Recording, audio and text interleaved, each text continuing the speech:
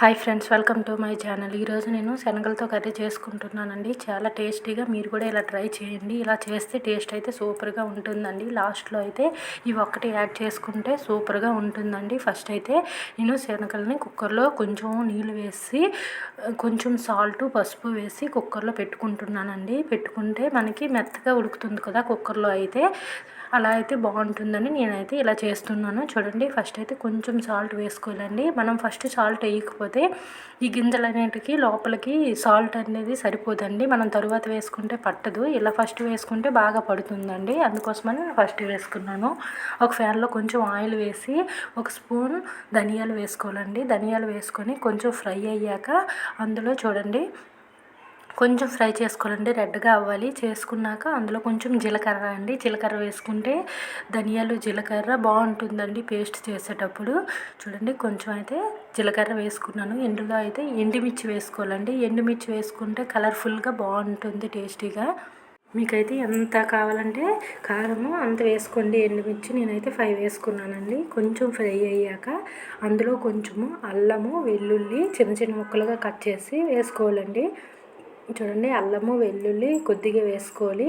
వెల్లుల్లి కావాలంటే ఎక్కువ కూడా యాడ్ చేసుకోవచ్చు. టేస్ట్ అయితే బాగుంటుందండి. స్మెల్ అయితే సూపర్గా ఉంటుంది. ఒకసారి ఇలా ట్రై చేసి చూడండి, చాలా బాగుంటుంది. ఇది కొంచెం ఫ్రై అయ్యాక ఒక టమాటా 2 టమాటాలు తీసుకోవాలండి.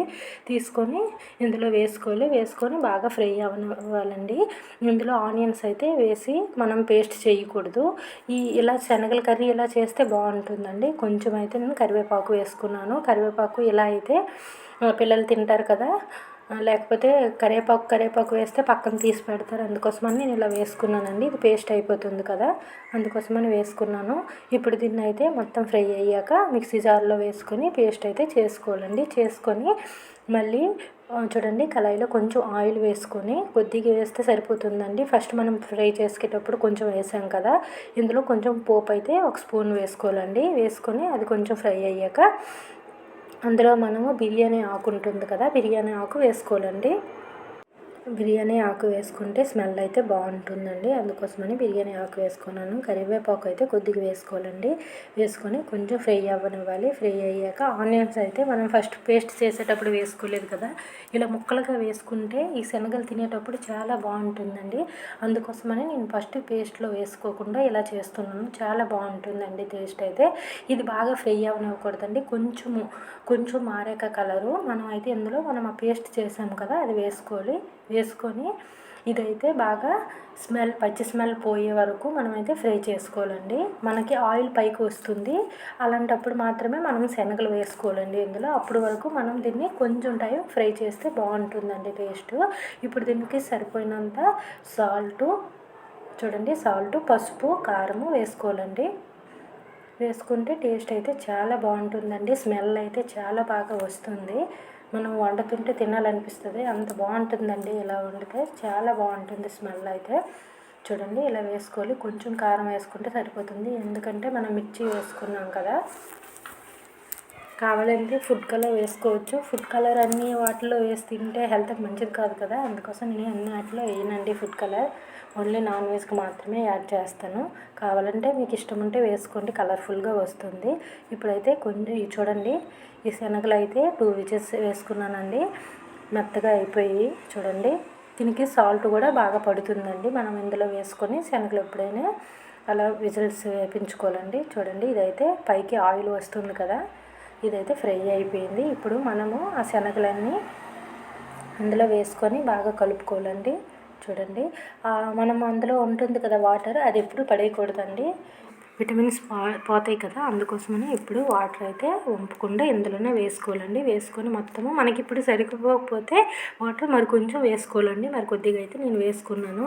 కొద్ది టైం ఆ పేస్ట్ అనేది ఉడికి దానికి పట్టాలి కదా మసాలా అంతా, అప్పుడు బాగుంటుంది టేస్ట్. అందుకోసం కొంచెం అయితే వేసుకున్నానండి. చూడండి, ఇలా ఉడుకుతున్నటప్పుడు మనము కొంచెం చాట్ మసాలా వేసుకుంటే టేస్ట్ బాగుంటుందండి. ఇందులో ఒక స్పూన్ అయితే నేను చాట్ మసాలా వేసుకున్నానండి. వేసుకొని బాగా కలుపుకొని చూడండి, ఇది బాగా ఆయిల్ పైకి వచ్చేటట్లు ఉడికే వరకు ఉంచాలండి. ఉంచితే అప్పుడు మనకి మసాలా అంతా దానికి పడుతుంది.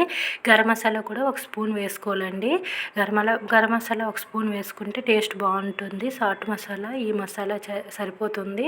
మనం కొంచెం ధనియాలతో మసాలా వేసుకున్నాం కదా, అందుకోసమని 2 యాడ్ చేస్తే సరిపోతుందండి. చాలా బాగుంటుంది టేస్ట్ అయితే. స్మెల్ అయితే చికెను మటన్ కన్నా టేస్ట్ బాగుంటుందండి. చాలా బాగుంటుంది. లాస్ట్ కొంచెం అయితే కస్తూరి మేతి వేసుకోవాలండి. కస్తూరి మేతి వేస్తే టేస్ట్ బాగుంటుంది. మనకి కొత్తిమీర ఇంటి దగ్గర అవైలబుల్గా లేనప్పుడు కూడా మనం కస్తూరి మేతి వేసుకుంటే చాలా బాగుంటుందండి టేస్ట్. మనం ఒక ప్యాకెట్ తెచ్చి ఉంచుకుంటే ఎన్ని రోజులైనా వస్తుంది. చాలా బాగుంటుందండి. ఇది రసంలో అయినా ఏదైనా కర్రీలో అయినా వేస్తే చాలా టేస్టీగా ఉంటుందండి. చూడండి, ఇలా మొత్తము కొంచెం ఉడికే వరకు ఉంచాలండి. ఉడికేటప్పుడు ఇందులో లాస్ట్ ఏమంటే నిమ్మరసం కొంచెం యాడ్ చేసుకోవాలండి.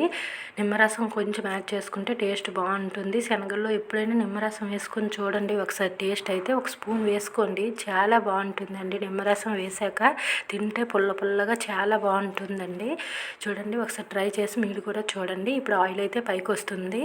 ఇప్పుడు చూడండి ఎంత బాగుంది కలర్ఫుల్గా. ఓకే ఫ్రెండ్స్, మా వీడియో మీకు నచ్చినట్లయితే సబ్స్క్రైబ్ చేయండి, లైక్ చేయండి. Okay bye. Thank you for watching.